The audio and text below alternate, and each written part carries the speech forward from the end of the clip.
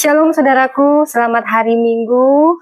Kabar sukacita bagi kita semua. Senang sekali bisa kembali ada di sini. Baik, saudara, kita akan mendengarkan firman Tuhan. Mari kita bersatu di dalam doa. Bapa Surgawi, terima kasih untuk hari ini, semua karena anugerah-Mu.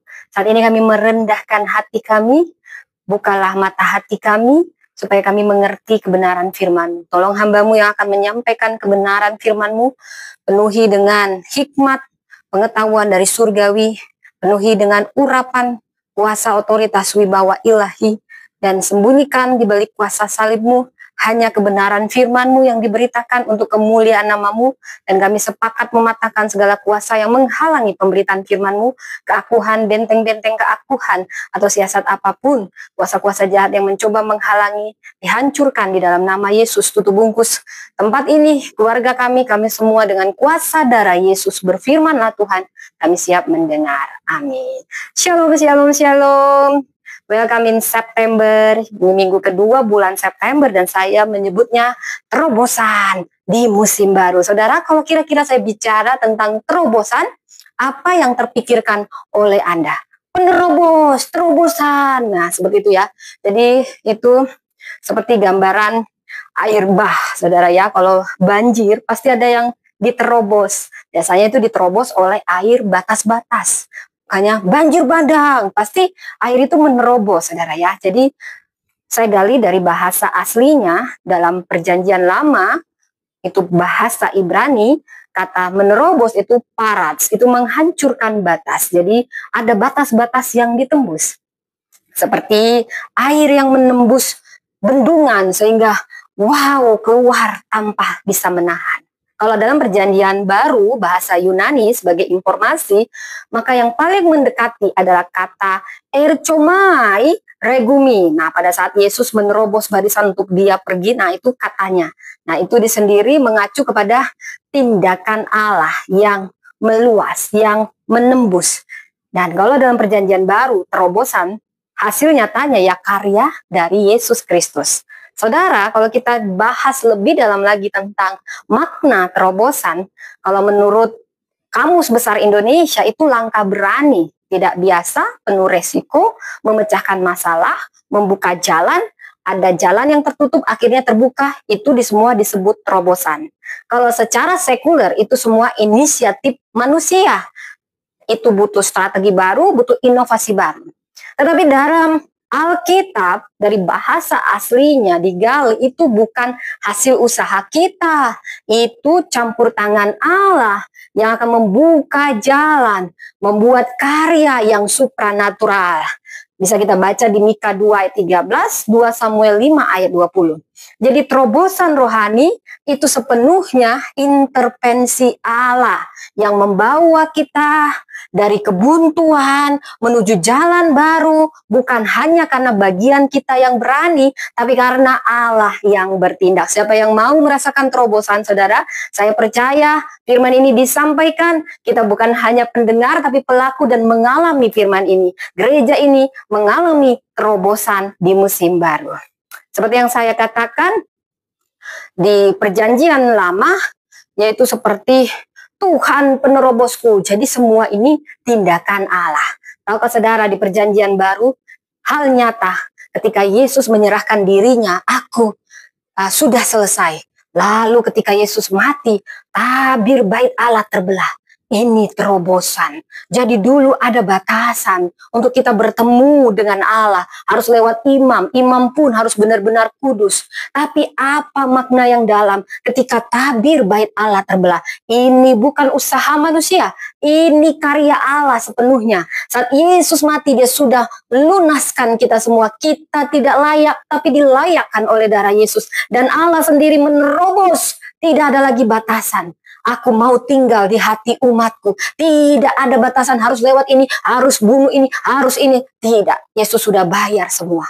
Inilah bukti terobosan di perjanjian baru. Kalau di perjanjian lama seperti yang dialami Daud, saudara, Allah menerobos dalam hati kita. Sehingga kita bisa berkata, di hati inilah rumahmu. Kau bisa menjumpai dia di mana saja. Kau bisa berkata di mana saja. Karena Allah lewat Yesus Kristus sudah melayakkan. Tidak ada tabir, tidak ada pembatas. Karena itu terobosan hasil karya Allah sendiri lewat pencurahan darah Yesus. Dan saat ini saudara, jadi bisa kita simpulkan apa itu terobosan? Itu dari Allah, bukan usaha kita. Itu terjadi hanya saat kita dibaharui dan iman kita bangkit. Dan pusat terobosan kita adalah Yesus. Dia yang sudah menerobos dosa, maut, neraka, semua diterobos. Dan kita hidup bebas dan menang. Kita melangkah dari kemenangan, saudara. Itu seputar terobosan. Nah, sekarang ini saya undang kita membaca firman Tuhan. Aku percaya Alkitab ini adalah firman Allah. Kita bergantian, beresponsori ya. Saya ayat yang pertama, Bapak Ibu yang kedua. Kita mulai dari ayat yang ke-16. Yesaya 43 ayat 16 sampai 17. Beginilah firman Tuhan yang telah membuat jalan melalui laut dan melalui air yang hebat, yang telah menyuruh kereta dan kuda keluar untuk berperang, juga tentara dan orang gagah, mereka terbaring tidak dapat bangkit, sudah mati, sudah padam sebagai sumbu.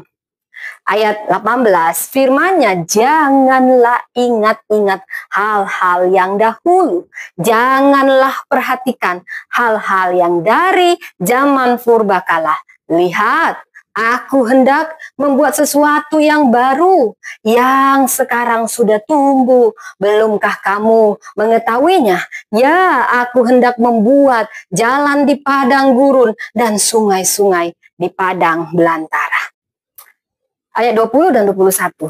Binatang hutan akan memuliakan aku, serigala dan burung unta, sebab aku telah membuat air memancar di padang gurun dan sungai-sungai di padang belantara, untuk memberi minum umat pilihanku, umat yang telah kubentuk. Bagiku akan memberitakan kemasyuranku. Saudara, saya suka selalu mengeksegesis latar dari ayat. Jadi kita harus mulai dari Alkitab keluar, bukan dari luar dicocok logikan ke Alkitab. No, karena Alkitab sumber segala sesuatu. Saudara, dari Yesaya 43 ayat 16 sampai 21. Ini firman yang disampaikan Allah lewat Nabi Yesaya untuk menghibur bangsa Israel yang saat itu dalam pembuangan. Seperti yang saya pernah bilang, Allah penuh kasih, tapi Allah juga disiplin. Namun saat dia mendisiplin umatnya, dia sekali-kali tidak pernah meninggalkan umatnya. Dalam pembuangan tidak ada yang namanya luar biasa menderita, saudara. Pada saat itu, negara adidayanya adalah Babel. Kalau saat ini seperti Amerika. Bayangkan Indonesia di dalam pembuangan negara Amerika. Tidak ada identitas, tidak punya hak milik, yang ada penderitaan, penindasan. Sampai mereka itu lemah, letih, lesu dan dikatakan, oh Tuhanku pernah melakukan pada nenek moyangku. Nenek moyangku dibawa Musa oleh Allah yang besar itu. Mujizat besar di masa lalu. Mereka hanya bisa bernostalgia. Kalau dulu kita tak bertemu, nah itu seperti lagu-lagu lama gitu, saudara. Itu cuman itu main-main, saudara ya. Jadi Allah yang maha kasih, dalam dia mendisiplin umatnya, dia tidak pernah meninggalkan umatnya. Dan dia menghibur umatnya lewat Nabi Yesaya. Yesaya menghibur semua orang Israel yang sudah kehilangan semangat. Dia mengatakan dan memberi harapan. Allah masih sanggup membuat jalan baru di padang gurun. Karena penderitaan mereka yang terlalu lama sampai mereka lupa mereka identitasnya adalah orang pilihan Allah. Lalu Allah berkatakan, katakan pada bangsaku, aku akan mengeluarkan mereka dari perbudakan Babel, sama seperti mengeluarkan mereka dari Mesir. Aku Allah yang berkuasa dari dulu sampai sekarang. Allah kita, dia inovatif, dia kreatif, mujizatnya nggak mau itu aja, saudara. Indonesia, dunia ini penuh kekreatifan. Sebenarnya itu sudah tertulis di Alkitab. Apa yang nanti akan terjadi ke depan, terobosan-terobosan, itu sudah ditulis di Alkitab. Karena semua sumbernya dari Allah. Inovasi yang dibuat manusia, kecanggihan yang dibuat oleh manusia. Karena kita gambaran Bapa kita yang kreatif, yang inovatif. Jadi dia tidak suka hanya mujizatnya itu saja, lagu lama. Dia ingin pekerjaan yang baru, yang lebih besar. Ketika bangsa Israel mendengar ini, mereka pun melihat, aku akan melakukan terobosan. Jadi dari Yesaya 43 ini, ada 4 terobosan yang saya lihat. Pertama, membuka jalan di laut. Bagaimana mungkin ada jalan di laut? Allah membuka jalan di tempat yang dunia bilang mustahil. Aku akan membuat sesuatu yang baru. Bagaimana? Inovasi-inovasi yang ada saat ini sumbernya dari Allah. Allah nggak suka mujizatnya itu aja. Dia suka hal yang baru. Iblis yang suka lagu lama. Dia hanya tahu masa lalu, dia tidak tahu masa depan. Dia tidak bisa menciptakan yang baru. Dia hanya taunya nyontek, saudara. Dan Allah bilang, aku akan membuat jalan di padang gurun. Ini apa artinya? Akses ilahi di tengah kekeringan dan keterbatasan. Dan sungai di padang belantara. Artinya apa? Sungai adalah sumber kehidupan. Pemeliharaan Allah akan selalu ada pada umat yang percaya. Sekalipun Anda ada di tempat mustahil. Jadi ini terobosan yang akan dialami. Bicara dengan terobosan. Kenapa? Allah, saya mau katakan ada 3 fungsi dari terobosan. Dan saya berdoa gereja ini, bahkan tiap keluarga mengalami terobosan. Manfaat terobosan itu begitu besar. Ini pemulihan pengharapan. Saudara, yang bisa membedakan 2 orang dengan kondisi yang sama, apakah orangnya sama-sama punya pengharapan? Kalau dia masih punya pengharapan, maka keadaan itu tidak akan lama. Karena semuanya hanyalah temporary, sementara. Ini pun akan berlalu. Tetapi orang yang tidak mempunyai pengharapan, itu yang akan terperosok, bahkan dia bisa bunuh diri. Saudara, kalau Anda tahu ada terobosan dari Tuhan, maka Anda akan dipulihkan pengharapannya. Terobosan akan membebaskan kita dari masa lalu, melangkah dengan pengharapan baru. Terobosan ini adalah pembukaan jalan baru. Kita mentok ke sini, tertutup, ke sana, tertutup, ke belakang, tertutup, ke depan, tertutup. Dan kita butuh terobosan dari Tuhan. Lihat, ini jalannya. Dan saya berdoa itu dialami oleh Anda. Itu manfaat terobosan. Itu karya Allah. Tuhan akan membuka yang tertutup. Saya berdoa apa yang selama ini tertutup, terbuka saat ini. Tuhan suka memberi kita visi yang segar dalam hidup. Dan penyediaan di tengah kemustahilan. Wow, bicara mustahil, bicara supranatural, itu bagian Tuhan. Dan itulah manfaat terobosan dari Tuhan di segala musim. Musim akan selalu berganti. Kita butuh terobosan. Ini yang akan menghadirkan penyediaan supranatural. Gereja Tuhan tidak akan pernah kekeringan. Karena ada terobosan dari Tuhan. Bahkan di tiap musim yang mungkin katanya mustahil, yang mungkin katanya resesi, menjadi resepsi. Karena itu, ini yang akan membuat setiap umat Tuhan kuat dan berbuah. Saudara, kalau kita bicara terobosan, Anda harus tahu ciri dari terobosan rohani itu seperti apa. Kalau katanya ada terobosan dari Tuhan, maka ada pelepasan ilahi. Allah sedang menghancurkan belenggu. Kita butuh terobosan karena ada belenggu-belenggu yang menghalangi jalan kita. Dan itu bagian Tuhan, dihancurkan. Ada pelepasan ilahi. Ada perubahan arah, saudara. Karena Allah membuka jalan di padang gurun. Kita yang awalnya mentok nggak tahu mau kemana. Tetapi dengan terobosan, maka ada perubahan arah. Ini jalannya. Dan yang ketiga, bicara terobosan rohani, bicara percepatan kuasa. Hal yang tertunda lama sekali, semuanya tuk tuk tuk tuk tuk tuk. Itu seperti membalikkan telapak tangan. Anda akan seperti bermimpi ketika Anda mengalami terobosan rohani. Dan itu bicara perluasan kapasitas. Lapangkanlah tempat kemahmu. Jangan menghemat, saudara. Kapasitasmu karena sudah diterobos oleh Tuhan, maka tidak ada batasan. Teritorial pelayanmu dikembangkan. Saudara, itu seperti kalau kita punya YouTube, tiba-tiba sehari ada 1000 follower, 1000 follower, itu namanya terobosan. Yang dulu cuman kita lama banget, cuman 1, cuman 2, saudara. Itu artinya Allah sedang memperluas pengaruh kita, jejaring kita, kapasitas kita. Apa yang dibatasi, itu lepas semua batas-batas, saudara. Ini ciri terobosan dari Tuhan. Siapa yang mau mengalami ini? Siapa yang mau, saudara? Dan sekarang pertanyaannya, kapan terobosan terjadi dalam hidupku, Tuhan? Bagaimana supaya ini terjadi? Apa yang harus aku lakukan? Ada 4 hal yang mau saya bagikan, saudara. Dan saya percaya ketika kita melakukan ini, Anda akan mengalami terobosan sesuai waktunya Tuhan.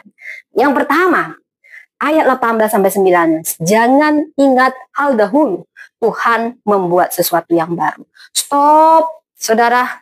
Ngenang-ngenang yang lama bukan berarti nggak belajar sejarah. Penting belajar sejarah karena di situ ada kebaikan Tuhan. Kalau Tuhan tolong kemarin, dia akan tolong hari ini dan dia sudah ada di masa depan.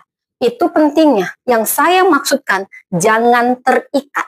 Jadi di sini katanya jangan terikat masa lalu. Baik trauma masa lalu, baik juga keberhasilan masa lalu.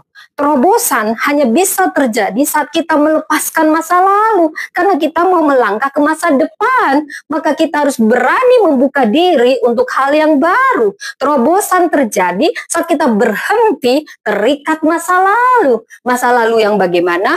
Masa lalu yang penuh trauma, kegagalan, bahkan juga kemenangan. Jangan cuma itu-itu saja yang kita bahas. Karena Allah kita kreatif, inovatif. Dia ingin karya yang baru, hal-hal yang baru. Dan itu dimulai saat kita melepaskan yang lama. Saudara, sama seperti baju yang sudah koyak. Anda tidak akan mungkin membawa itu ke pesta tahun baru. Biasanya kalau kita tahun baru, kita beli baju baru. Yang paling tidak pun kalau nggak ada uangku, sekali setahun aku bisa. Paling tidak di tahun baru aku pakai baju baru lah. Nggak mungkin Anda pakai baju lama yang sobek-sobek. Itulah hati. Musim baru harus dimulai dengan hati baru. Saudara, saya sering dapat notifikasi di handphone saya. Kalau saya tidak mereset, maka HP saya melambat. Tetapi saat saya reset, atau ada yang harus diulang, maka HP saya semakin cepat. Demikianlah hati, saudara. HP, hati, baju harus yang baru untuk musim yang baru. Saudara, kita sering menunggu kapan Tuhan? Kapan Tuhan? Kapan terobosan? Tapi sebenarnya bukan kita yang menunggu Tuhan. Tuhan yang sedang menunggu kita. Serindunya Anda terjadi terobosan, Tuhan lebih rindu memberi terobosan. Tetapi sekarang Tuhan yang sedang menunggu kapan hatimu berubah. Kenapa kamu tidak mau meninggalkan yang lalu? Segala kepahitan, kemarahan, saudara. Siapa yang menciptakan hati? Tuhan. Maka mintalah hati yang baru kepada Tuhan. Aku akan memberikan kepadamu hati yang baru. Anggur yang baru harus ditampung di tempat yang baru. Supaya tidak sobek dan sia-sia. Seperti handphone, dia hanya kencang saat kita memperbaharuinya. Saudara, yang bisa memperbarui hati kita adalah Tuhan. Maka mintalah kepadanya, Tuhan, beri aku hati yang baru. Aku mau melangkah dengan hati yang baru. Aku melepaskan pengampunan untuk semua masa lalu. Saudara, sama seperti Lazarus.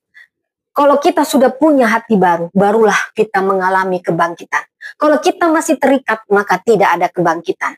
Sebelum terjadi terobosan, harus terjadi pembaharuan, harus terjadi kebangkitan. Sama seperti ketika Yesus, Lazarus, bangkitlah. Kalau Lazarus bangkit, tapi dia tidak keluar dan melangkah dari kuburannya, maka dia akan tetap di kuburannya. Kuburan bicara kemalasan, kegagalan, kekecewaan. Yesus memanggil, tapi kita harus merespon. Kita harus bergerak dan bangkit, meninggalkan kubur kita yang lama. Kebangkitan bukan hanya bicara mujizat, bicara respon kita melangkah keluar.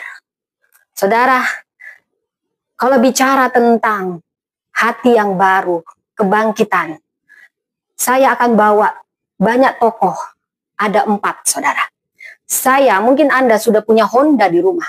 Tapi tahukah Anda yang menjadikan Honda namanya Soichiro Honda, orang Jepang? Dia punya banyak kegagalan. Pada saat itu zaman perang, semuanya hancur. Dia orang yang sederhana. Dia hanya belajar otodidak. Dia mengalami hal yang sama dengan tiap orang, tapi dia berbeda. Kegagalan tidak pernah menghambat dia. Dia bangkit, dia memperbarui dirinya, dan dia tekun, dia gigih. Dari puing kegagalannya, lahirlah terobosan. Saat pintu tertutup, bahkan dunia ini runtuh. Dunia bilang tidak ada harapan. Tetapi selama kau berharap pada Tuhan dan kau mau membaharui hatimu dan meminta terus kekuatan untuk bangkit, maka selalu ada hal baru, selalu ada jalan yang Tuhan beri. Selalu ada jalan, saat tiada jalan, maka terciptalah Honda. Bayangkan kalau tidak ada yang berani untuk terus bangkit. Anda tidak akan pernah bisa bangkit kalau Anda nggak melepaskan yang lama, mengampuni masa lalu, meninggalkan dia orang miskin, dia tidak pernah mengasihani dirinya. Kita perlu hati yang baru supaya kita bisa bangkit. Dan hanya dengan bangkit, melepaskan masa lalu, tidak terjebak pada masa lalu, baru terobosan terjadi. Abraham Lincoln, kegagalannya lebih banyak daripada keberhasilannya, tetapi sekali berhasil, terobosan terjadi. Dia negarawan yang dikenang sepanjang masa. Dia menghapuskan perbudakan, dia membuat Amerika bersatu saat perang, saudara. Dia punya ambisi pribadi awalnya. Dia punya banyak luka, terutama kehilangan tunangannya. Tapi satu hal, dia bangkit. Dia tidak terjebak masa lalu. Dan dia gigih, dia tekun. Maka terobosan Tuhan beri. Tuhan hanya mau memberi terobosan pada orang-orang yang mau bangkit, minta hati yang baru. Dia tidak pernah menyerah, maka selalu ada pintu. Tidak apa-apa, kita berjalan pelan, tapi jangan pernah berjalan mundur. Jangan menyerah. Ketekunan, kegigihan, disitulah Tuhan akan memberi terobosan. Saat belenggu yang selama ini menghalangi, itu bagian Tuhan yang mustahil. Serahkan pada Tuhan. Saya juga sangat diberkati oleh Thomas Alva Edison. Masa kecil yang suram. Kalau dia terjebak, maka kita tidak bisa menikmati bola lampu. Dia melepaskan masa lalunya, dijudge anak tolol, idiot sama gurunya. Dia punya kegagalan 1000 kali, tapi dia punya paradigma yang baru. Tidak, saya tidak gagal. Saya hanya menemukan 10.000 cara yang tidak berhasil. Dan terobosan lahir ketika tidak berhenti mencoba. Jangan menyerah, karena Allah menunggu orang-orang yang punya hati baru, orang yang mau bangkit, orang yang percaya, orang yang gigih, dan Allah yang akan mengambil jalan keluar. Dia memberi inisiatif itu. Aku percaya ide inovatif itu dari Allah kepada Thomas Alva Edison. Bukan hanya karena bagian dia, tapi karena terobosan itu Allah beri. Ini lampu pijar, dikembangkan terus, kembangkan terus. Jangan hanya seperti yang dibuat Thomas Alva Edison. Ada terus inovasi. Aku Allah yang kreatif. Minta hikmat padaku, minta ide-ide padaku. Dan saat ini kita menikmati kecanggihan teknologi karena sumbernya Allah bagi orang-orang yang tidak terikat masa lalu, yang mau bangkit, yang gigih dan tekun. Saudara, ada seorang gadis kulit hitam, dia punya polio. Kalau polio itu udah cacat, dia nggak bisa jalan. Dia juga punya pneumonia, lengkaplah penyakitnya. Udah gitu, dia juga kulit hitam. Tapi dia disebut tornado tercepat, lari tercepat. Namanya Wilma Rudolph. 3 olimpiade didapatkan oleh wanita pertama. Wanita pertama dan wanita kulit hitam pernah melakukan terobosan yang kata dokter tidak bisa berjalan. Kalau dia terjebak masa lalu, terjebak apa kata dokter, maka dia tidak akan pernah menjadi seorang penerobos. Mungkin dunia menjudge Anda, mungkin dunia meragukan Anda, melihat penampilan Anda diragukan. Tapi Anda jangan terjebak oleh buli-buli itu. Bangkit, lepaskan itu, gigih, tekun, maka terobosan terjadi karena Allah bekerja bagi orang-orang yang mau bangkit dari setiap kegagalan masa lalu. Tuhan akan mengubah langkah kita yang lemah ketika kita tidak menyerah, dan itu menjadi langkah emas. Seperti dia mengubah padang gurun menjadi mata air. Apakah yang mustahil bagi Tuhan? Saudara, jadi yang pertama, jangan terjebak masa lalu. Lupakan yang lama, maka terobosan terjadi. Yang kedua, saat kita percaya dan taat pada arahan Tuhan, ketaatanmu mendahului mujizat, ketaatanmu mendahului terobosan. Minta arahan Tuhan, jangan mengandalkan logika atau pengalamanmu, tetap doa, minta arahan Tuhan. Ketika Daud mau berperang, dia selalu minta arahan Tuhan walaupun dia sudah ratusan kali menang. Dan Tuhan tetap majulah berperang. Dan bukan Daud yang menerobos, tapi Tuhan yang menerobos. Maka Daud berkata, Tuhan telah menerobos musuhku di depanku, seperti air menerobos. Terobosan terjadi saat kita taat. Jangan andalkan pikiranmu, andalkan Tuhan. Bukan hanya berusaha dengan kekuatanmu, walaupun banyak pengalaman, tetap tanya Roh Kudus. Tunggu Tuhan, nantikan Tuhan.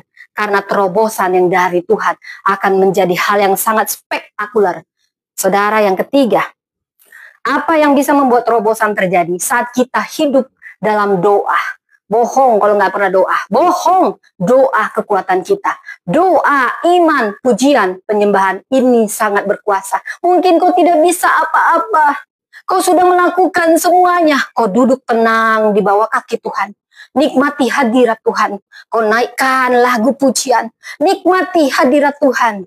Lebih dalam lagi, ku rindu Kau Tuhan. Kau ku sembah. Doakan semua. Bawah. Seperti Paulus dan Silas di penjara. Orang Kristen banyak disesah karena imannya. Dia tidak tahu mau melakukan apa di penjara. Dia hanya bernyanyi memuji Tuhan. Lebih dalam lagi, ku rindu Kau. Dan terjadilah terobosan. Pintu penjara terbuka. Itu karya Tuhan, bukan dibuat oleh siapapun. Terobosan terjadi saat pujian penyembahan kita naikkan dari iman. Walaupun keadaannya sulit, kita hanya menyembah. Tahukah Anda? Saya pernah mendengar seorang komandan gereja setan. Mereka hanya bisa masuk ketika berkhotbah dimulai. Mereka suka mengganggu orang Kristen. Tapi mereka nggak kuat ketika pujian penyembahan. Karena saat pujian penyembahan itu sangat berkuasa. Saudara, ketika saya mau misalnya menghadapi hal-hal supranatural, saya menyembah Tuhan. Haleluya. Haleluya, dengan segenap hati, segenap iman itu berkuasa. Ada jam doa pribadimu. Itu kekuatan untuk kau di full charge. Dan itu kuasa yang akan menghalau semuanya. Perisai yang akan menghalau dan membuka terobosan. Mungkin kau sudah lakukan apapun. Tapi kau lupa untuk naikkan pujian kuasa penyembahan lebih dalam lagi. Ini akan membawa terobosan. Dan yang keempat, terobosan terjadi saat kairos Tuhan. Saat kairos tiba, mau apapun orang sirik gak bisa ambil berkat Anda. Kalau sudah pintu itu terbuka, itu seperti Anda tercengang. Pintu yang sudah lama, perusahaan yang lama Anda coba-coba ketuk, tidak pernah membuka hati, tiba-tiba membuka ruang bagi Anda. Lamaran yang sudah lama Anda kirim-kirim, gak ada yang memanggil, tiba-tiba sekali 10 memanggil Anda. Karena kairos Tuhan tiba, itu hak ferotipnya Tuhan. Dan saat Tuhan memberi itu, tidak ada yang bisa menghalangi. Abraham kenapa nggak diberi pada saat dia dijanjikan menjadi bapa orang beriman? Karena Tuhan sedang membaharui hatinya dulu, melekat penuh kepada Tuhan. Tuhan sengaja tidak memberi langsung karena dia mau menunjukkan bahwa hal-hal supranatural adalah bagianku. Kalau Sarah hamil pada saat dia masih bisa hamil, maka tidak ada bedanya dengan dunia ini. Makanya kita ini anak-anak iman, bukan anak-anak biologi seperti dari Hagar. Saudara, kita keturunan dari Ishak, anak perjanjian, yang diberi memang sesuai janji dengan cara yang supranatural. Dan waktu kairosnya Tuhan tiba, terobosan terjadi. Karena itu bukan usaha manusia, itu intervensi Allah sepenuhnya di waktunya yang tepat. Waktu Tuhan pasti yang terbaik. Kalau semua sudah kau lakukan dengan setia, tinggal waktunya Tuhan. Setialah. Waktunya Tuhan akan tiba mengangkat engkau. Promosi yang kau tidak bisa, kau tercengang-cengang, saudara. Dan saya juga menantikan itu, dan saya percaya itu akan terjadi.